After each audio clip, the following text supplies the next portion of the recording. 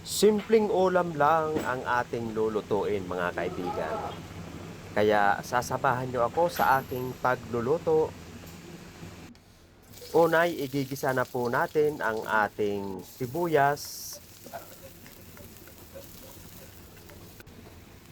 Sunod ay lalagyan natin yan ng binating itlog.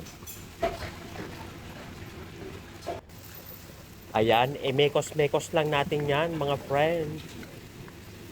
Hanggang sa maluto yung ating itlog. So, ito na ang ating binating itlog. Ilagay na po natin yung ating pipino. Ganun pa rin ang ating gagawin. Halo-halo. Ayan. Tapos, ilalagay na natin yung ating sardinas. Isang sardinas lang mga kaibigan. Lagyan natin yan ng tubig. Aantayin lang natin yan na kumulo. Tapos, tataktakan natin yan ng durog na paminta. Sunod ay lalagyan natin yan ng pangpalasa. Seasoning. Halo-haloin lang natin yan mga kaibigan.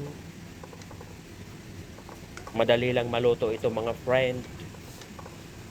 Dahil ang pipino ay kahit hilaw ay pwede nating kainin. Kunting pakulo lang. Siyempre maglalagay tayo ng kunting pangpaanghang. So ayan. Luto na ang ating ulam. Abay, ano pa ang ating inaantay? Simpleng luto.